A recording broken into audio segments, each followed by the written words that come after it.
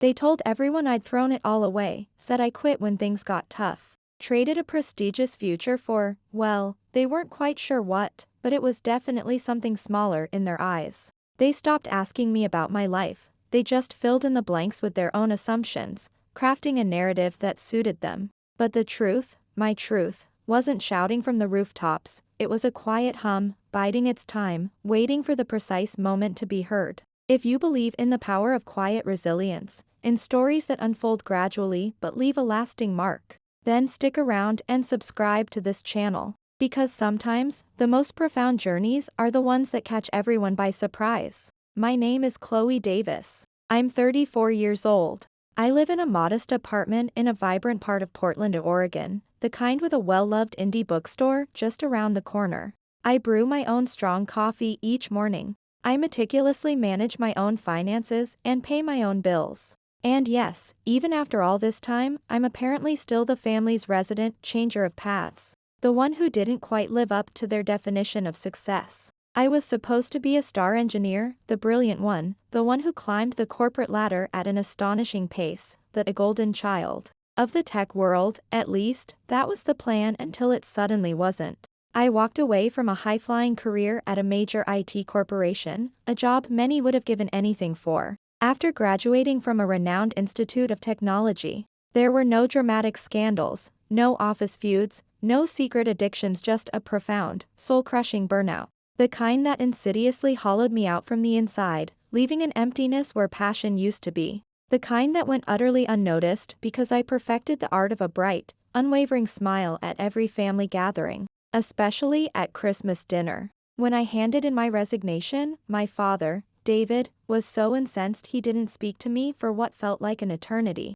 but was probably closer to 6 agonizing months.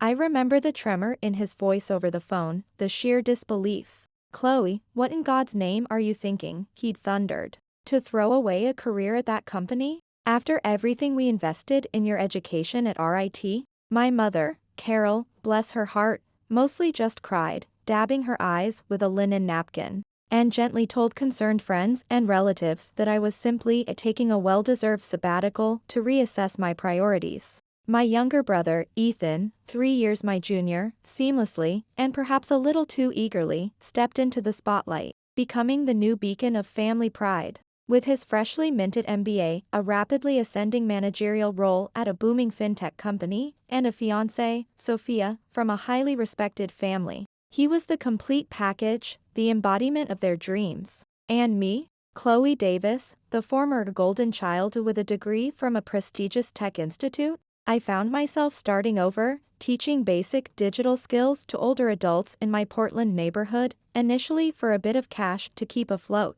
but more so for my own sanity, for a sense of purpose to fill the yawning emptiness of my days. It began with a deep-seated feeling of unease about the digital divide I'd seen affect my own grandparents. They had struggled so much to keep up, feeling isolated and left behind by a world that was moving too fast online. That personal ache, that memory of their frustration, became the seed of an idea. At first, every small step felt like a monumental step down, a confirmation of my failure in the eyes of my family and perhaps, if I was honest, in my own. The contrast between my old life of high-stakes projects and my new one of patiently explaining email basics was jarring. Then, slowly, almost imperceptibly, that gnawing feeling of failure began to morph into something else, something that felt surprisingly like purpose. What started as informal, one-on-one coaching sessions in cozy local coffee shops, fueled by caffeine and a desire to help, soon blossomed into small group classes at the neighborhood library.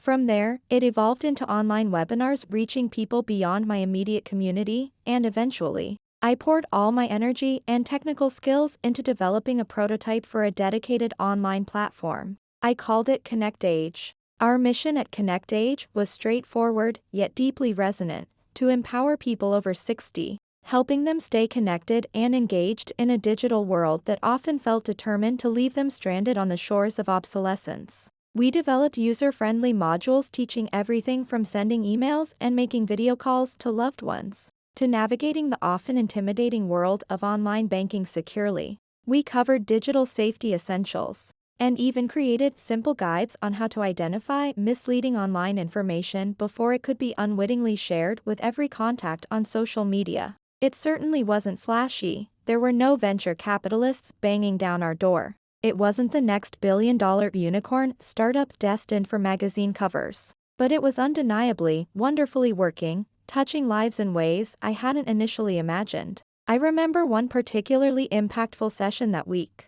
I was working with a wonderful woman named Mrs. Peterson. She was 83 years young, sharp as a tack with a delightful wit, and navigating the world with the grace of someone who had seen it all. Despite 2 hip replacements that slowed her pace but not her spirit, we were tackling online banking, a task she viewed with considerable suspicion. It took us a good hour, patiently going step by step, to get her comfortable with setting up her first secure online transfer to her grandson who was away at college. She kept patting my hand, calling me a dear, and muttering with a twinkle in her eye, "This confounded machine is trying to bamboozle me, Chloe. I just know it." But when the confirmation screen finally appeared, showing the funds successfully sent, her eyes, magnified by her reading glasses, welled up. She gripped my arm, her voice thick with emotion. "Oh, my dear Chloe," she whispered, a tear tracing a path down her wrinkled cheek. "You have no idea.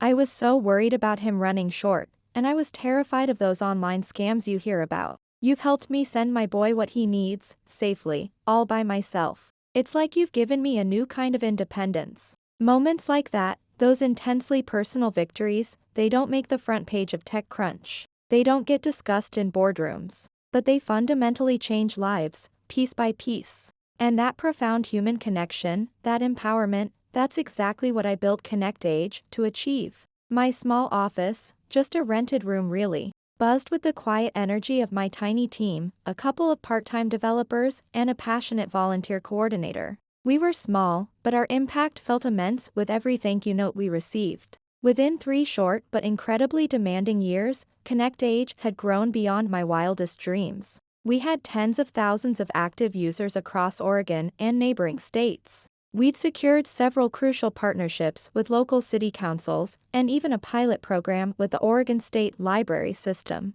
The demand was astonishing. We had a growing backlog of requests from community centers and nonprofits, all eager for us to expand our programs into their areas. We were genuinely changing lives, one patient tutorial, one successful online bill payment, one tearful video call with a faraway grandchild at a time. But to my family, especially to my father David, I was still just Chloe, the one who was doing some kind of little online do-gooder thing. That's how Dad once vaguely described it to a distant cousin, his tone laced with a familiar blend of confusion and disappointment. They never truly asked how ConnectAge was really going, not with genuine curiosity. They never asked about the breakthroughs, the funding challenges I was battling, or the lives we were impacting. Not once, in all that time, did my father or even my mother explicitly say they were proud of what I was building. In their carefully constructed narrative, I had foolishly stepped off the gleaming, well-paved golden path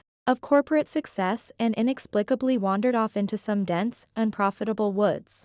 It didn't seem to matter to them that I had, in fact, forged this new path with my own hands, machete through doubt and skepticism, and was now lighting the way for thousands of others to follow, to find their own connections. The sting of their indifference was a constant, dull ache. The feeling of being misunderstood, of being an outsider in my own family, came to a head last Thanksgiving. We were all gathered at my parents' house, the air thick with the aroma of roasted turkey and Mom's famous pecan pie. My father, David, was holding court at the head of the table, beaming with pride as he regaled Uncle John and Aunt Mary with Ethan's latest accomplishments. "Ethan just got his MBA, you know," Dad announced, his voice booming slightly. "And he's already a manager at that big fintech firm in the city. Sky's the limit for that boy." He then gestured vaguely in my direction, a dismissive wave of his hand. "And Chloe, well, Chloe's still doing her little community project with the computers."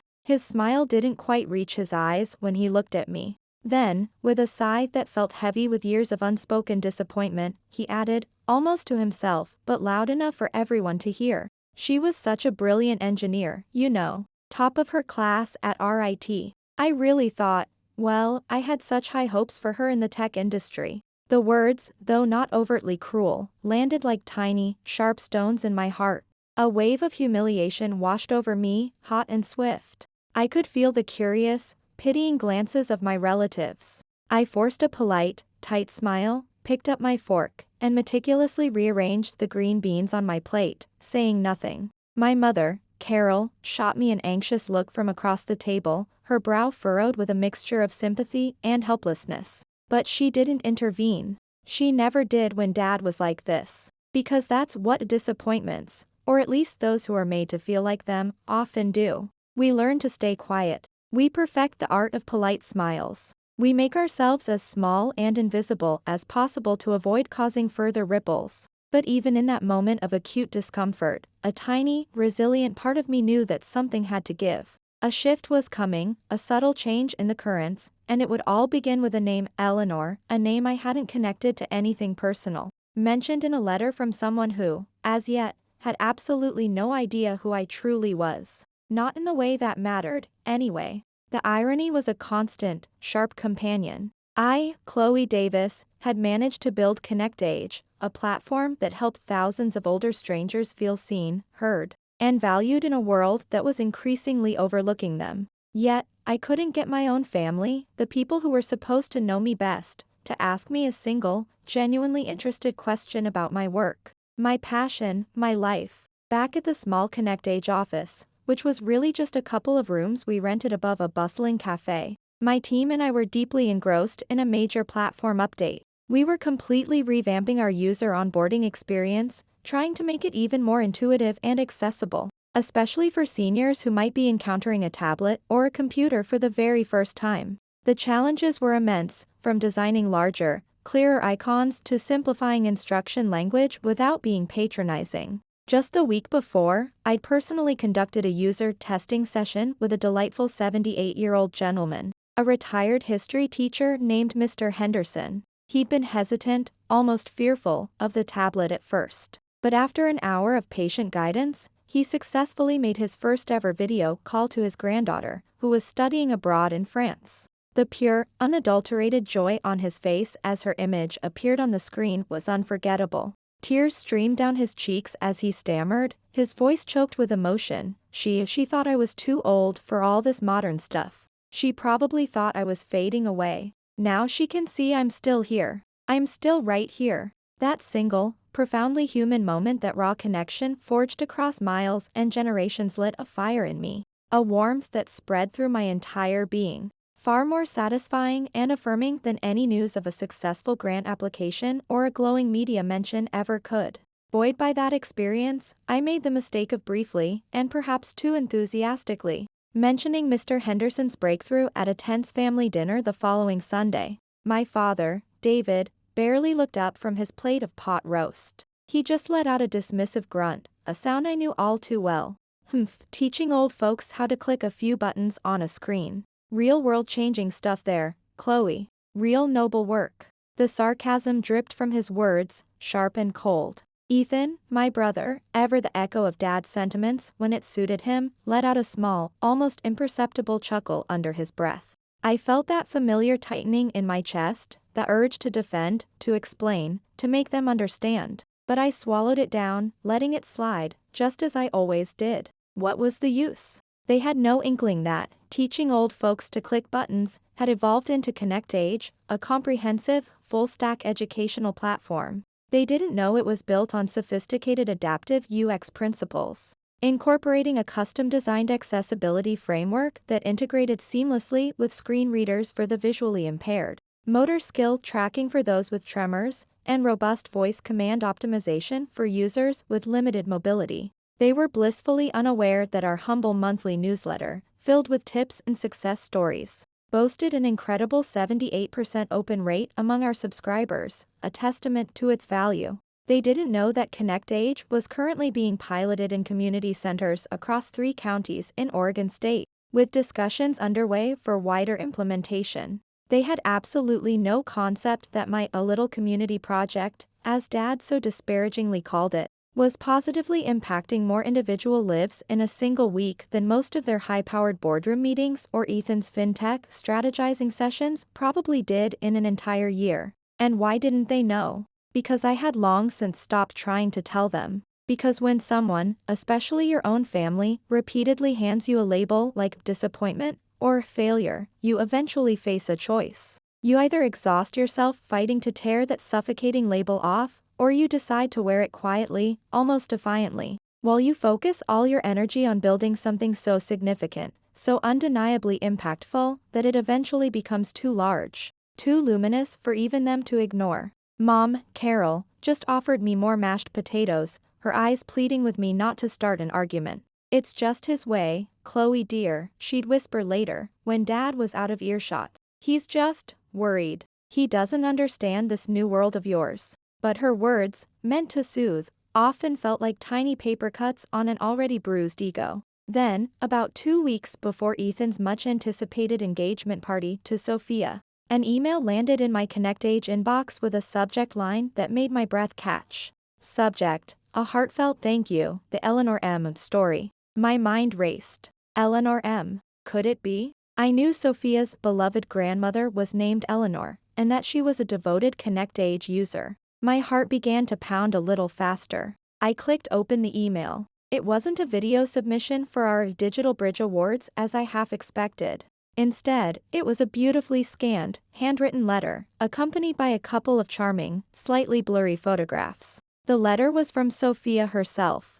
In one photo, Sophia was seated in what looked like a cozy, sunlit living room, her arm affectionately around an elegant older woman with kind eyes and a warm smile, undoubtedly Eleanor. The other photo showed Eleanor, on her own, beaming at a tablet screen, her face alight with joy. I quickly scanned the first few lines of Sophia's elegant script. Dear ConnectAge team, it began. I am writing to express my deepest gratitude for the incredible platform you've created. My grandmother, Eleanor, has been an avid user for the past year, and it has truly transformed her life, especially since she lost my grandfather last spring. My eyes widened. It was her. Sophia continued, it was such a terribly lonely and isolating time for her after Grandpa passed. She felt so cut off from the world. But thanks to ConnectAge, she learned how to video call all of us every Sunday. It became the highlight of her week. She even mastered using online grocery delivery apps, which gave her such a wonderful sense of independence again. Sophia's words were so heartfelt. ConnectAge didn't just teach her new skills, the letter went on. It gave her back a vital piece of her confidence, a connection to her family, and in doing so, it truly gave us back her vibrant spirit. We are all so incredibly grateful. I sat there, frozen, staring at the screen, the letter blurring slightly. Sophia, my brother Ethan's fiancée. She had no idea that the ConnectAge team she was addressing was, in essence, founded and run by me, Chloe Davis, her future sister-in-law. She didn't connect the Chloe she knew socially, Ethan's unconventional sister, with the driving force behind the platform that had so profoundly helped her beloved grandmother. To her, ConnectAge was just this wonderful organization, a faceless benefactor. I read Sophia's letter twice, then a third time, my fingers tracing the scanned image of her grandmother's smiling face. Then I noticed a small PS at the bottom, written in a slightly different, more frail but still elegant hand, Eleanor's own. It was short and simple, yet it hit me with the force of a tidal wave. P.S. To the clever and kind people at ConnectAge, Eleanor had written, thank you from the bottom of my old heart. You helped this old bird learn new tricks, and more importantly, you helped me feel connected and human again when I thought I might just fade away. God bless you. A lump formed in my throat, helped me feel human again. Those words resonated deep within me, echoing the very reason I'd started ConnectAge in the first place. That very night, as if on cue, my mother, Carol, called. Her voice was a little more brisk and businesslike than usual. Chloe, dear, I'm just calling to remind you about Ethan and Sophia's engagement party this Saturday, she began, a hint of anxiety lacing her tone. You know, the one at the Hawthorne Hotel. We want everything to be absolutely perfect for Sophia and her parents. They're such lovely people. A heavy sigh escaped me before I could stop it. Actually, Mom, I said quietly, I wasn't entirely sure if I should even come. There was a sharp intake of breath on her end. Chloe. Why on earth wouldn't you come? She asked, the question tumbling out a little too quickly, a little too defensively. "You're Ethan's sister." "I know, Mom," I replied, trying to keep my voice even. "It's just, sometimes I feel like I don't quite fit in at these formal family things. Like I don't really belong." A beat of uncomfortable silence stretched between us, filled only by the faint crackle of the phone line. Then, Mom cleared her throat. "Well, of course you belong, dear," she said, though her voice lacked conviction. "Just, perhaps it would be best if you didn't, talk too much about your NPO work this time, okay?" She rushed on before I could interject. "Sophia's parents, the Hamiltons, they're very distinguished. He's a senior partner at a major law firm, and she's on several museum boards. Very traditional, professional types. We just want to make a good impression." I almost choked back a laugh. The irony was so thick I could taste it. The Hamiltons. The parents of Sophia, who had just poured her heart out in a letter praising my NPO work for saving her grandmother. "Got it, Mom," I said, my voice carefully neutral, though a bitter smile played on my lips. No extensive discussions about ConnectAge. And definitely no mention of teaching anyone to click buttons. The sarcasm, as usual, sailed right over her head. "Oh, good, dear," she said, sounding relieved. "I knew you'd understand. Wear something nice, won't you?" I hung up the phone, a familiar mix of frustration and resignation settling over me. I walked over to the window of my small Portland apartment, staring out at the city lights of the Pearl District blinking softly through a gentle Oregon drizzle. My mother, Carol, in her anxious efforts to manage perceptions and ensure a perfect evening, had absolutely no clue. No idea that her future daughter-in-law, Sophia, had just penned an incredibly moving letter, effectively thanking me, albeit indirectly, for giving her beloved grandmother, Eleanor, a lifeline, a way to feel human and connected again during a period of profound grief. And I, Chloe Davis, had absolutely no intention of enlightening her, or anyone else in my family, for that matter. Not yet. There was a quiet power in holding this knowledge, this secret validation. Because sometimes, I was beginning to realize, it's far more impactful to let the truth arrive on its own terms, unannounced, and introduce itself when the moment is undeniably right. The week leading up to Ethan and Sophia's engagement party was a blur of ConnectAge work and internal debate. The formal, embossed RSVP card sat untouched on my kitchen counter, a silent accusation. I knew, without a shadow of a doubt, that my family, especially Mom, expected me to show up. They expected me to wear an appropriately demure dress, smile politely at all the right junctures, and then gracefully fade into the background. Like a slightly out-of-focus photograph in a dusty family album, present, but conveniently easy to overlook. A part of me, the weary, oft-wounded part, wanted to decline, to spare myself the inevitable pinpricks of their casual disregard. But then I thought of Sophia's heartfelt letter.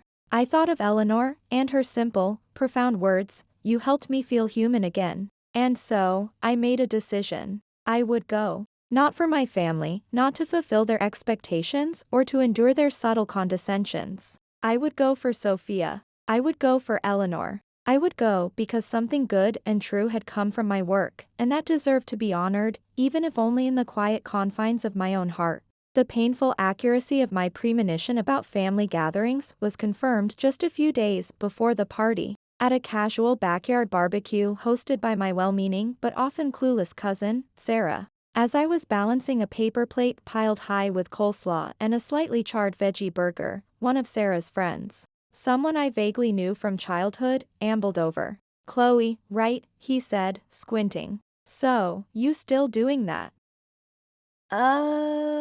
little internet thing for old folks? Keeping busy with your hobbies?" His tone wasn't malicious, just utterly dismissive, as if I were volunteering a few hours a week at a local community bingo night. I felt the familiar heat rise in my cheeks. I forced a tight, polite smile, nodded curtly, and bit down hard on my tongue to stop the flood of frustrated explanations that threatened to erupt. My mother, Carol, was standing not 5 feet away, within easy earshot, arranging napkins. She heard him. I saw the flicker of something, was it embarrassment, annoyance, in her eyes. But did she correct him? Did she say, "Actually, Chloe runs a successful non-profit, ConnectAge. She has staff, thousands of users, and has secured significant grants and partnerships with city and state entities? No. Of course not. She just smiled brightly at the man and said, "Oh, Bill, you must try Sarah's potato salad. It's simply divine."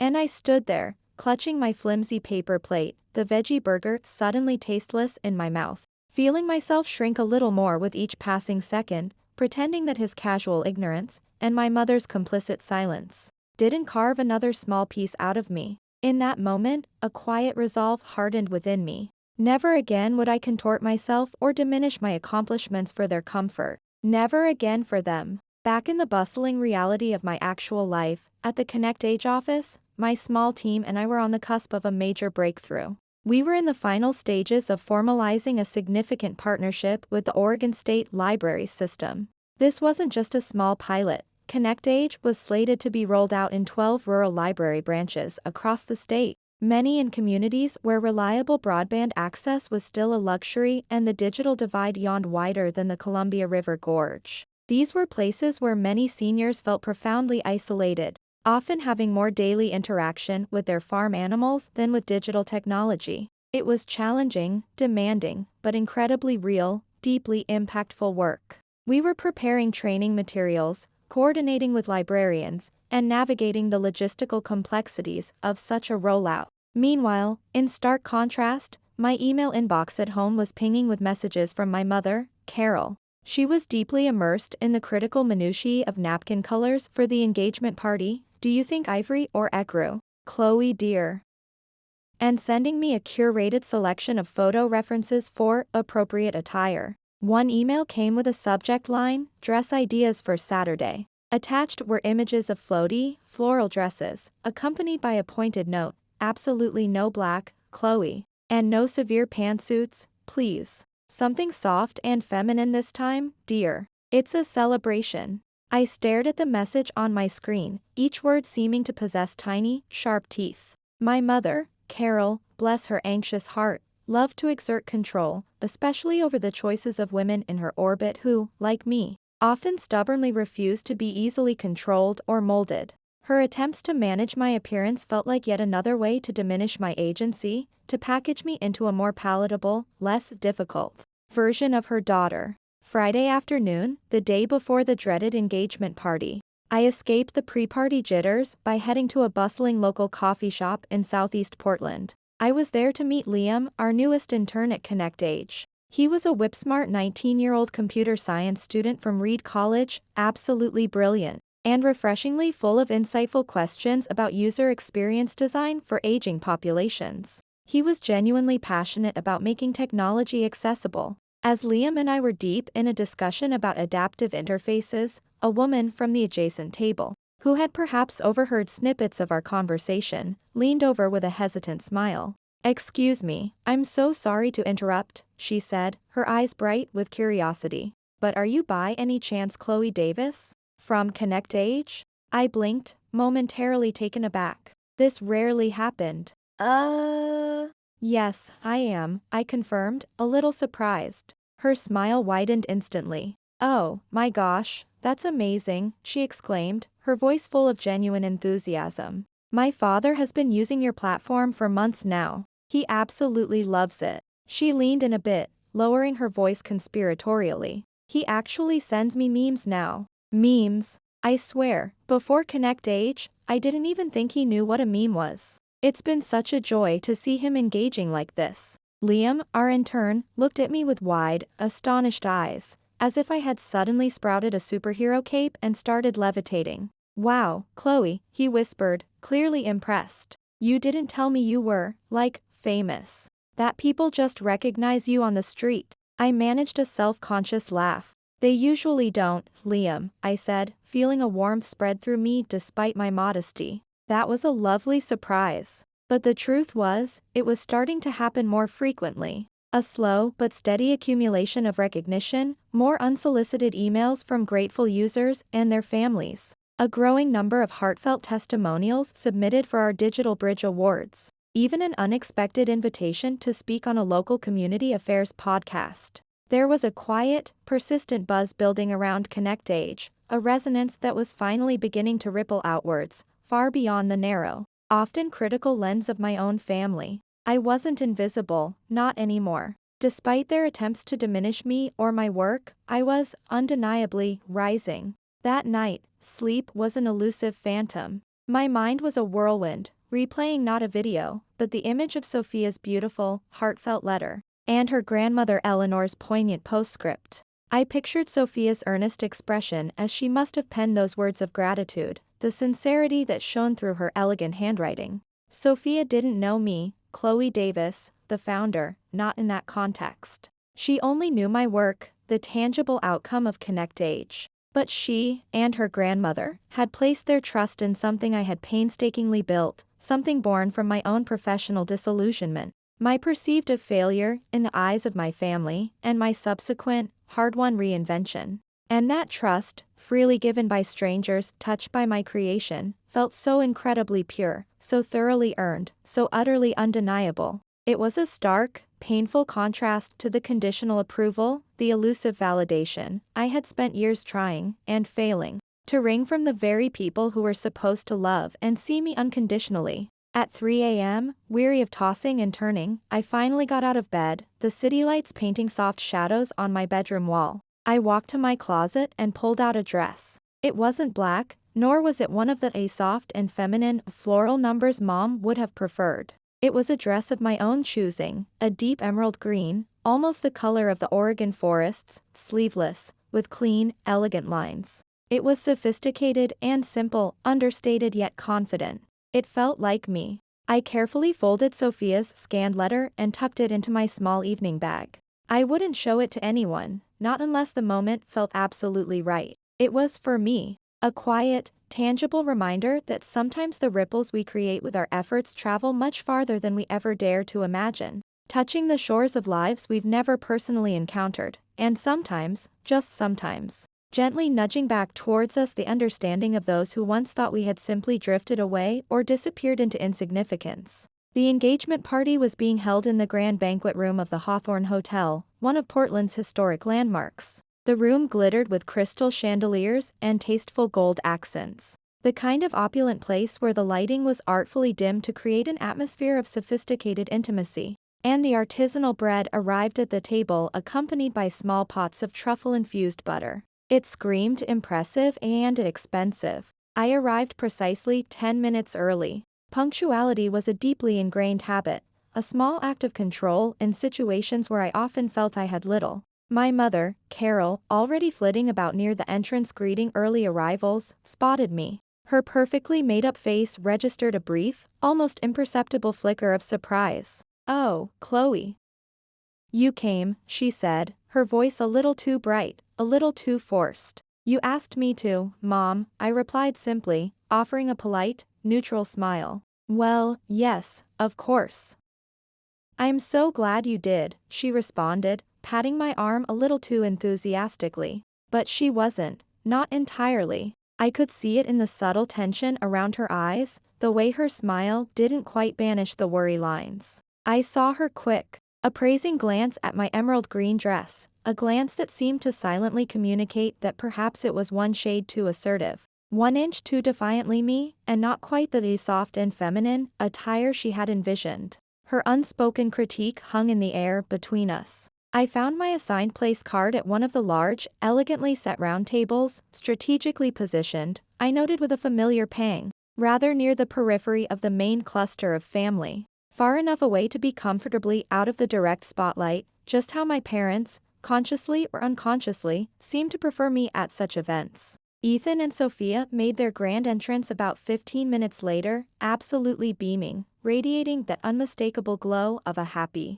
newly engaged couple. Sophia looked stunning in a sapphire blue dress that complemented her dark hair, and Ethan, dapper in a tailored suit, couldn't stop smiling. Sophia, warm and effusive, moved gracefully around the room, hugging family members and close friends, her laughter infectious. She greeted me with a genuine, warm hug. "Chloe.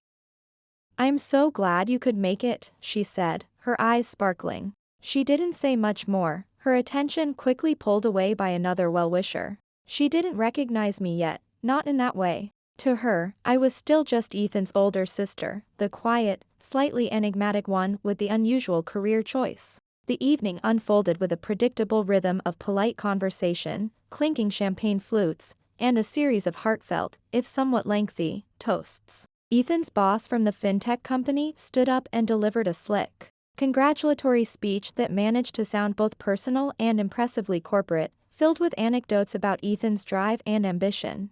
Sophia's father, Mr. Hamilton, a distinguished-looking man with a resonant voice, then rose to speak eloquently about family, legacy, and the bonds of loyalty, welcoming Ethan into their fold. I listened, nodded at the appropriate moments, and sipped my water, feeling that familiar cloak of invisibility settle around me once more. I was an observer, a bystander at my own brother's celebration. Until dessert was served, delicate towers of chocolate mousse and raspberry coulis. It was then that Sophia, who was seated across the table from me, leaned forward slightly, her expression open and genuinely curious. "Chloe," she began, her voice clear and carrying easily in a momentary lull in the table's conversation. "We've chatted a few times, but I realize I'm still a bit fuzzy on the specifics of your work. You run that wonderful NPO, ConnectAge, right? My grandmother, Eleanor, absolutely raves about it. She says it's changed her life. I'd love to hear more about what you actually do there." A subtle shift occurred around our table. The clinking of spoons against china seemed to lessen. Conversations at nearby tables seemed to dip in volume, or perhaps it was just my heightened awareness. I saw my mother, Carol, who was seated a few places down, visibly stiffen. Her smile became fixed. I took a slow, deliberate sip of water, gathering my thoughts. I met Sophia's interested gaze. "Yes, that's right, Sophia," I said, my voice calm and steady. "I founded and run ConnectAge. It's a non-profit organization focused on digital inclusion for older adults." "Oh, that sounds fascinating," Sophia responded, her interest clearly piqued. "So, it's primarily online classes and tutorials?" "That's a part of it, certainly," I acknowledged. "But it's more comprehensive than just that. We develop and implement adaptive learning systems designed for long-term engagement and skill building. A huge part of our focus is on robust accessibility features." I elaborated. "For instance, we design for various needs, easily adjustable text sizes, full compatibility with screen reader software for those with visual impairments, simplified large print navigation options, and increasingly, sophisticated speech input and voice command functionalities for users who may have difficulty with keyboards or touchscreens." Sophia blinked, clearly impressed and processing the information. "Wow, that's incredibly thorough and thoughtful," she said. "It sounds much more complex than just computer lessons." "What was the name of the organization again, just to be sure I have it right?" "It's called ConnectAge," I replied, a small, almost imperceptible smile touching my lips. Sophia stared at me, her intelligent eyes widening dramatically. A look of dawning comprehension, then utter astonishment, spread across her face. "Wait a minute," she said slowly, her voice tinged with disbelief. "ConnectAge. Chloe Davis. Oh my goodness. No.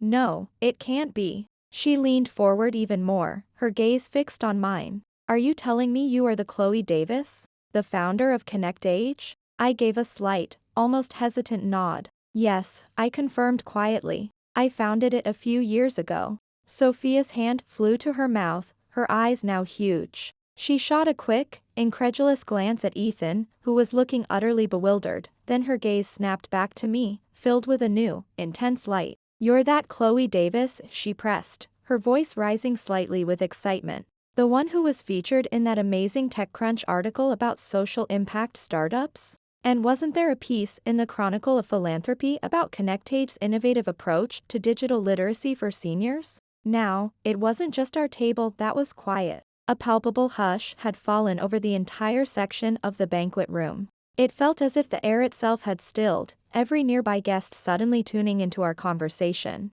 I saw my mother's dessert fork, laden with chocolate mousse, freeze halfway to her lips, her expression a mixture of shock and dawning horror. My father, David, who had been pontificating to someone across the table, abruptly stopped mid-sentence, his head turning sharply in our direction.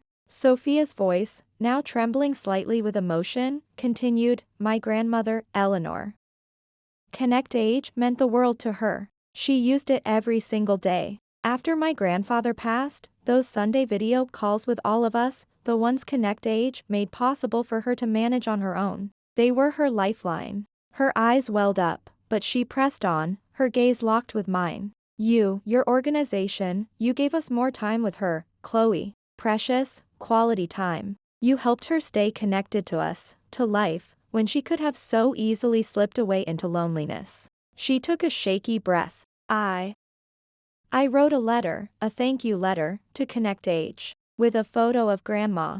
I sent it a couple of weeks ago, to your general email address. I offered a gentle, understanding smile. "I know, Sophia," I said softly. "I received it. The letter from you, and the beautiful note from Eleanor herself. It was incredibly moving. It meant more to me, and to my team, than you can possibly imagine." Sophia, visibly moved, pushed her chair back slightly and stood up, not dramatically, but with a sense of conviction that drew every eye. "Chloe," she said, her voice clear and carrying across the now silent tables, "why on earth didn't you say something before? To us? To your family?" I gave a small, almost imperceptible shrug, a gesture that spoke volumes of past hurts and ingrained reticence. It never felt like the right time, or the right place," I murmured, though I doubted anyone but Sophia heard me. She then turned, not just to our table, but her gesture encompassing the nearby family members, including my parents and Ethan, who were all staring, dumbfounded. "I don't think any of you truly understand what Chloe has accomplished," Sophia declared, her voice ringing with passion and a fierce protectiveness that stunned me. "This woman, your daughter, your sister," she gestured towards me, "didn't just start some little NPO. She built an incredibly innovative, widely respected organization from the ground up, practically from scratch." Her voice gained strength. "ConnectAge isn't just some local project. They're partnering with the Oregon State Library System. She's been lauded in major publications like TechCrunch for her pioneering work in accessible technology. And the Chronicle of Philanthropy has highlighted ConnectAge as a model for effective social enterprise." She paused for breath, her gaze sweeping over their stunned faces. "She's not just teaching people to click buttons. She is fundamentally changing lives. She is giving dignity and connection back to thousands of older people." A collective gasp seemed to ripple through the assembled relatives. My Aunt Linda's jaw literally dropped. Uncle Joe cleared his throat loudly, looking distinctly uncomfortable. My father, David, abruptly looked down, swirling the wine in his glass with far too much concentration, his face unreadable but clearly unsettled. My mother, Carol, opened her mouth as if to speak, then closed it again, her complexion pale, her eyes darting nervously between Sophia and me. Sophia wasn't finished. Her eyes, bright with unshed tears and fierce admiration, found mine again. "I truly can't believe I'm only now realizing that the brilliant Chloe Davis I've read about, the founder whose work I've admired from afar, is you," she said, her voice softer now, but no less impactful. "You, Chloe, you directly helped my family in a way I can never repay. My grandma Eleanor, she always used to say she wasn't technical, that she was too old to learn new things. But after she started using ConnectAge, she began to call herself quite the little computer whiz. It gave her such a boost." Sophia slowly sank back into her chair, still looking at me with a mixture of awe and dawning comprehension, as if seeing me for the very first time. The silence that followed was thick, charged with unspoken emotions. Then, Ethan, my brother, who had been staring at me with a completely poleaxed expression, leaned closer, his voice a low, bewildered murmur. "Chloe.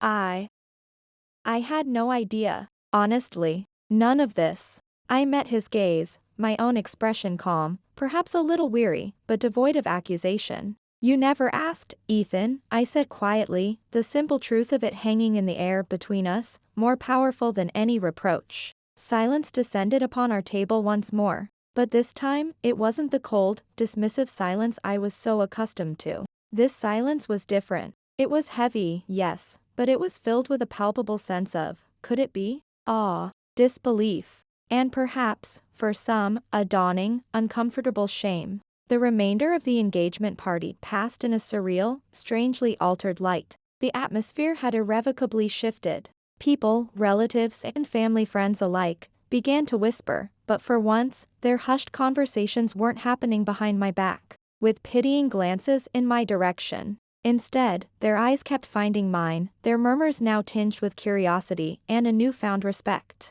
Later, when a few more informal toasts were made, someone, a cousin I barely spoke to, actually raised his glass and awkwardly, but sincerely, mentioned Chloe's incredibly impressive and important work with ConnectAge. My mother, Carol, sat through it all, remarkably stiff and unusually quiet, her expression a carefully controlled mask. It was as if I could almost see the gears whirring in her mind as she frantically tried to recalibrate the established family narrative. The one where I was this free spirit who'd gone off-piste. My father, David, remained largely silent, observing me with a strange, unreadable expression from across the room. And for the first time in what felt like a lifetime, sitting there amidst the glittering chandeliers and the remnants of dessert, I didn't feel like the embarrassing family footnote, the one to be quickly glossed over. For a fleeting, extraordinary moment, I actually felt like the headline. Not because I had demanded to be seen, not because I had interrupted their comfortable assumptions or made a scene, but simply because the truth, undeniable and unadorned, had quietly walked into the room on its own 2 feet, introduced by an unexpected advocate, and had simply, unequivocally, refused to stay silent any longer. The next morning, I woke in my own bed in my Portland apartment with a peculiar sense of quietude settled deep in my chest. It wasn't the triumphant surge of pride I might have once fantasized about. Nor was it the bitter satisfaction of revenge, of finally having shown them. No, this feeling was something altogether different, something much deeper and more serene. It felt like the almost inaudible, gentle click of a heavy door finally closing, latching shut without a resentful slam. After having been ajar for far too long, my phone, resting on the nightstand, buzzed softly. I picked it up. A new text message. From Ethan. My breath caught. I braced myself. The message was short, starkly simple. Chloe, I am so incredibly sorry. I never asked about any of it. That was it. No lengthy justifications, no elaborate excuses, no deflecting emojis. Just a raw, unadorned admission. I stared at the words on the small screen for a long moment, the sincerity of them sinking in. Then, with a slow exhale, I turned the phone screen down on the nightstand. Some things needed time to be absorbed, to find their place. Later that afternoon, the landline in my apartment, a relic I mostly kept for Mom's calls, rang twice. Caller ID, Mom. I let it ring out both times, the sound echoing slightly in my quiet living room. I didn't ignore her calls out of spite, or any lingering anger from the night before. Honestly, I just didn't know what she would say, what carefully constructed narrative she might try to spin now. And more importantly, I didn't want to give her, or anyone, the chance to diminish what had happened, to try and make the truth smaller, more palatable, or less significant than it truly was. Not this time. This moment of clarity, this unexpected validation, felt too fragile. Too important to risk having it immediately reframed or minimized by her well-meaning but often misguided attempts to smooth things over. That evening, as dusk settled over Portland, I found myself drawn to the waterfront. I took a long, solitary walk along the East Bank Esplanade, the city lights shimmering across the Willamette River. The air was cool and crisp, carrying the scent of damp earth and distant pines from Forest Park, a uniquely Oregon perfume. The world around me felt strangely suspended, as if a hidden seam had quietly cracked open, and a new, tentative light was hesitantly deciding just how far its beams dared to reach into the shadows. My mind kept replaying Sophia's face from the night before, that moment when all the pieces clicked into place for her. The expression wasn't just simple recognition, it was deeper, imbued with a genuine reverence. Not a reverence for any perceived fame or financial success, but for the tangible, positive impact of ConnectAge. For the meaning it had brought into her grandmother's life, and by extension, her own. And then, my thoughts drifted, inevitably, to all those wasted years I had spent unconsciously shrinking myself, making myself smaller, quieter,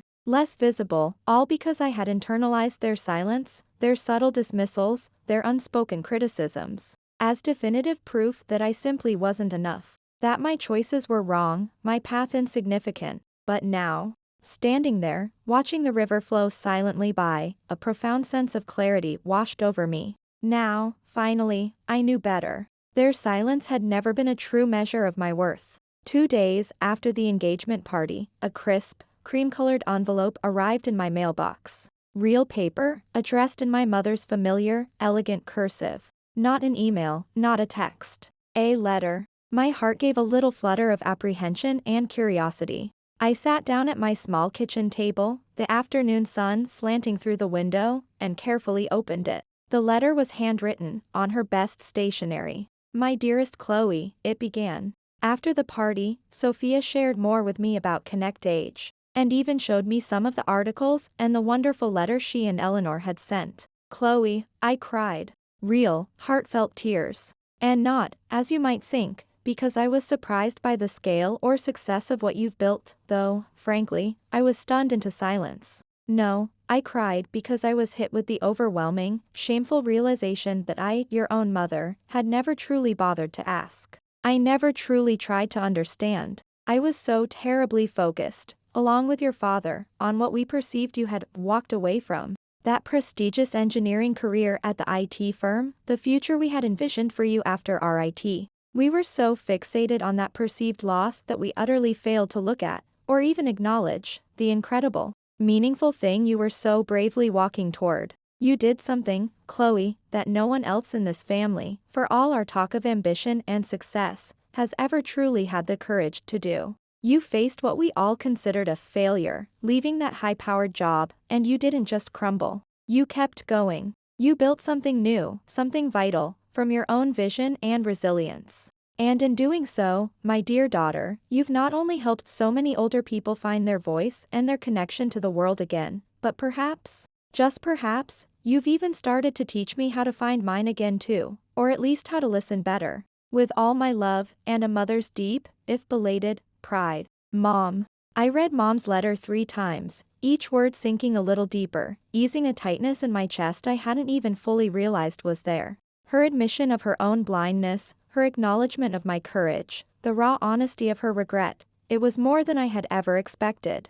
Then, I slowly, carefully folded the letter along its original creases and placed it on the corner of my small wooden desk in my home office nook.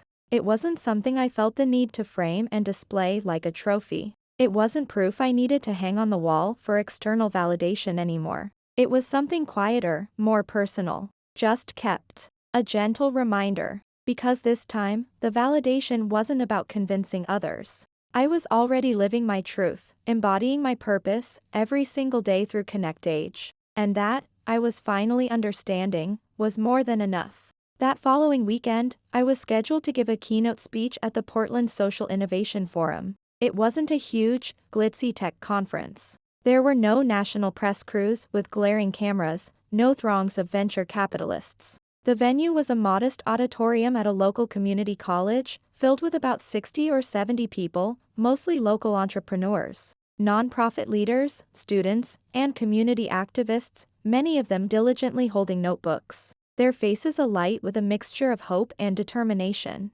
Standing at the podium, looking out at their expectant faces, I decided to tell them the unvarnished truth, my truth. "Good morning, everyone," I began, my voice clear and steady. "I was never supposed to be standing here today, talking to you about social innovation and digital inclusion." A few curious murmurs rippled through the audience. By all traditional measures, by the expectations set for me by my well-meaning family and by my own early ambitions, I was supposed to be someone else entirely. I was supposed to be a high-flying engineer in a prestigious IT corporation, climbing a very different kind of ladder. I paused, letting that sink in. But life, as it so often does, had other, rather insistent plans for me. And after a period of considerable resistance, I finally stopped arguing with those plans and started listening to where they were trying to lead me.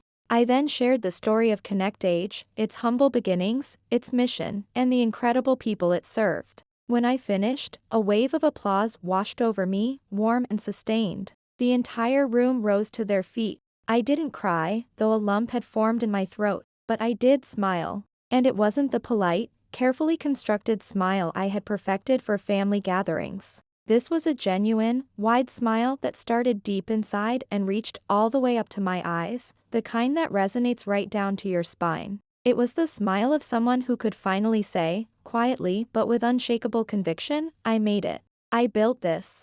And I didn't need anyone's permission to do it. About 3 months after the engagement party, an email popped up from Sophia. The subject line was simple, lunch. She wasn't inviting me as Ethan's sister, obligated by family ties. The tone of her email made it clear she was inviting Chloe Davis, the founder of ConnectAge, the woman who had, in her eyes, built something meaningful from the embers of a different life and dared to call it impactful. We met at a bright, airy cafe in Portland's vibrant Alphabet District, sunlight streaming through the large windows, the aroma of fresh coffee and pastries filling the air. Sophia was already there when I arrived, seated at a small table by the window, a warm smile on her face. A sleek leather-bound notebook lay open beside her latte. Chloe, thanks for meeting me, she said, her eyes sparkling with an idea.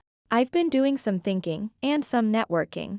She paused, then continued, as you know, I work for a large law firm. We have a significant pro bono program, where we offer legal services to nonprofits and social impact organizations. I sit on the selection committee. My eyebrows rose in interest. I took the liberty of preparing a preliminary overview of ConnectAge's mission, structure, and impact. And I presented it to the committee last week, she explained, a hint of excitement in her voice. They were incredibly impressed, Chloe, especially with your focus on accessibility and reaching underserved communities. She gently slid the open notebook across the table towards me. Inside, I saw meticulously organized notes, potential areas where her firm could offer legal expertise, from intellectual property protection for our custom software, to navigating complex grant agreements, to advice on scaling our operations. If ConnectAge is looking to expand its reach, or needs support navigating some of the legal complexities of growth, Sophia said, her gaze direct and sincere, my firm would be honored to offer our services, pro bono. I genuinely believe we can help you build an even stronger foundation for the future. I looked at her, then down at the notebook, momentarily speechless. This was a significant offer. Sophia, I finally managed, this is incredibly generous. But you, your firm, you don't owe ConnectAge, or me, anything at all. She shook her head firmly, her expression earnest. Chloe, this isn't about repaying a debt, not in any transactional sense, she insisted. This is about belief. I believe, wholeheartedly, in what you are doing. ConnectAge gave something truly precious to my grandmother, Eleanor. A sense of connection and vitality that none of us in the family could quite provide in the same way. Her eyes shone. I just want to be a small part of helping to see how much further your light, the light of ConnectAge, can reach. To help you touch even more lives. And for the very first time in my adult life, when someone offered me their unqualified belief, their tangible support, I didn't flinch. I didn't question their motives. I didn't shrink away. I simply met her gaze, a genuine smile spreading across my face, and said, Sophia, that would be amazing. Thank you. That following summer, buoyed by new strategic partnerships and the invaluable legal support Sophia's firm provided, ConnectAge secured a significant national grant. This allowed us to launch our most ambitious project to date, the Digital Pathways Initiative. It was a multi-state program aimed at establishing accessible digital literacy workshops in public libraries, creating dedicated training hubs within community centers, and offering specialized, free programs for veterans and seniors in underserved rural and urban areas across the Pacific Northwest and beyond. The response was overwhelming. Our user base grew exponentially. One crisp autumn afternoon, an email arrived that brought tears to my eyes. It was from a 90-year-old retired teacher living in a small, remote village in Alaska. Dear Chloe and the ConnectAge team, she wrote, her words typed slowly but clearly. I never thought at my age I'd be learning these newfangled computer things. But your wonderful online course, made accessible through our tiny local library, has opened up the world to me. Thanks to ConnectAge, I learned how to use the internet to research and apply for a grant to help our village elders start a storytelling project. And, even more exciting for me personally, I managed to book my first ever plane ticket online. She continued, next month, I am flying to Anchorage to meet my newest great-grandson. I've never flown in an airplane before in my entire life. Your program didn't just teach me computer skills, it gave me the courage and the means to take this incredible first step into a new adventure. Thank you," she concluded. "Thank you for believing that even someone like me, in a forgotten corner of the world, still has new pathways to discover." I sat with her message displayed on my monitor for a long, long time, a profound warmth spreading through me. It wasn't just validation of our work, though it certainly was that. More importantly, it was a powerful, humbling reminder: every single quiet effort, every patient explanation, every line of code written with accessibility in mind, truly, deeply matters. Every connection forged has the power to change a life. At Ethan and Sophia's beautiful autumn wedding, held at a vineyard in the Willamette Valley, I chose to wear a chic, well-tailored navy jumpsuit. It was elegant, comfortable, and unapologetically me. And this time, no one in my family blinked or offered unsolicited fashion advice. A small victory, perhaps, but a significant one. During the reception, as I was chatting with a cousin, my mother, Carol, approached with a group of her oldest friends in tow. "And this," Mom announced, her voice clear and carrying a distinct note of pride I hadn't heard directed at me in years, "is my wonderful daughter, Chloe. She founded and runs an amazing national nonprofit organization called ConnectAge. They do such important work helping seniors get online." The label, national nonprofit, wasn't perfectly accurate. We were growing, but not quite national in the broadest sense yet, but it was a world away from some little internet thing. It was, undeniably, a start. A very good start. Later in the evening, as the music played softly and guests mingled, Mom found me by the sprawling dessert table. She was holding a glass of white wine, her eyes a little misty, a complex swirl of emotions playing on her face. She took a sip of her wine, then turned to me, her voice softer than usual. "Chloe," she began, a slight tremor in her voice, "you know, you always did insist on walking your own way, marching to the beat of your own drum, even when you were a little girl." A faint, rueful smile touched her lips. "For the longest time, I used to worry so much. I used to think that meant you were, well, that you were lost, or deliberately trying to be difficult." She paused, her gaze meeting mine directly, and in her eyes, I saw a new understanding, a hard-won acceptance. "But now," she continued, her voice gaining a quiet conviction, "now I see it differently. You weren't lost, Chloe. You were just walking ahead of where we could see. You were forging your own path, and it's a remarkable one." We didn't hug, not in that moment. That kind of open, physical affection was still a slightly awkward language for us. But we stood there, side by side, for a longer, more comfortable silence than we had shared in years. Simply watching the joyful celebration unfold around us. And somehow, that quiet, unspoken acknowledgement, that shared moment of peace, felt like more than enough. It felt like progress. Later that night, as the wedding reception glowed under a canopy of twinkling fairy lights strung between ancient oak trees, I found myself standing near the edge of the dance floor, watching Sophia and Ethan share a joyful, laughing dance. My brother, Ethan, looking surprisingly relaxed and genuinely happy, eventually spotted me and ambled over, his hands tucked casually into his tuxedo pockets. He had a slightly nervous, almost boyish energy about him. "Hey, Chloe," he began, a hesitant smile on his face. "Sophia was just telling me. She heard through one of her contacts that ConnectAge is in the final running for that huge new grant from the Millard Foundation? The one for social innovation?" He looked at me, a new respect dawning in his eyes. "Is that true? That's incredible. That's like, a really big deal." I smiled, a genuine, unforced smile. "Yes, Ethan, it's true. We find out next month. It would be a game changer for us, allow us to expand the Digital Pathways Initiative significantly." He shuffled his feet slightly, then met my gaze, a teasing glint in his eye. "So," he said, his voice a little softer, "if you get it, you going to, like, finally brag to all your fancy tech friends about your successful younger brother in fintech?" I let out a genuine laugh, the sound light and free. "Only if you promise to brag to all your ambitious MBA buddies about your older sister who's actually changing the world. One digital connection at a time," I retorted playfully. He grinned then, a wide, open grin that reminded me so much of the little boy I used to build elaborate Lego castles with.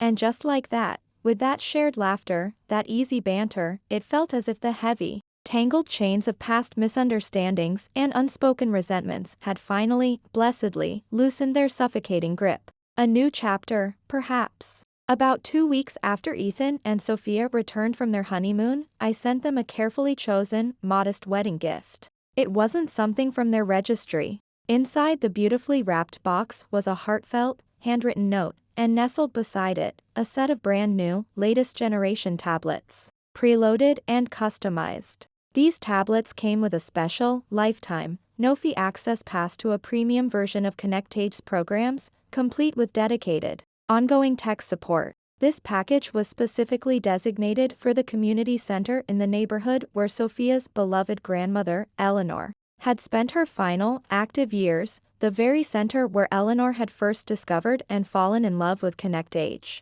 I didn't tell anyone else about it, not even my team at ConnectAge, beyond what was necessary for setup. There was no self-congratulatory press release, no social media post seeking credit, just that simple, personal gift, accompanied by a note that read, "Dearest Sophia and Ethan, may your life together be filled with enduring connections. Some bonds of love and understanding, like the one Sophia shared with Eleanor, truly outlive even the deepest misunderstandings. Thank you, Sophia, for unknowingly helping one of mine, ConnectAge, find its louder voice, and for reminding me of the power of a single, heartfelt thank you. With love, Chloe." Sophia called me the very next morning. When I answered, there was a moment of silence on her end, just the sound of her soft, uneven breathing. I could tell she was crying. Then, her voice thick with emotion, she whispered, "Chloe, oh, Chloe, you really, truly didn't have to do this. This is too much."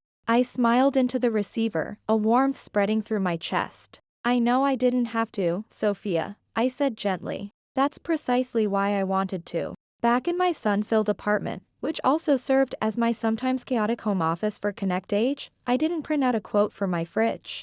Instead, my gaze drifted to a large corkboard on the wall above my desk. It was covered, absolutely overflowing, with handwritten notes, colorful postcards, printed emails, and even a few children's drawings, all messages of thanks from ConnectAge users and their families. Each one told a story of connection, of empowerment, of a life touched and made a little brighter. There was Mrs. Peterson's carefully penned thank you for helping her master online banking. There was Mr. Henderson's joyful note about his first video call with his granddaughter in France. There was the letter from the 90-year-old Alaskan teacher, her words about her first flight still making me smile. And tucked in a prominent spot was a copy of Eleanor's sweet P.S. and Sophia's heartfelt letter. Looking at that vibrant tapestry of gratitude, I saw my own reflection faintly mirrored in the glass of a framed photo of my small, dedicated ConnectAge team. My reflection was smiling, a quiet, solid kind of smile.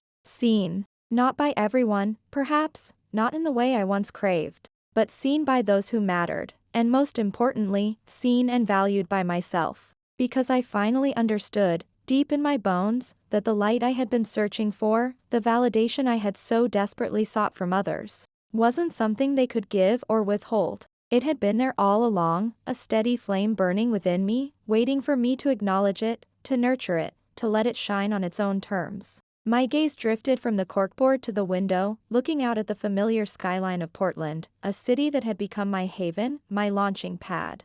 The future of ConnectAge felt bright, full of potential. And my own story, I realized with a surge of quiet confidence, was indeed still unfolding, filled with purpose and a light that was unmistakably mine.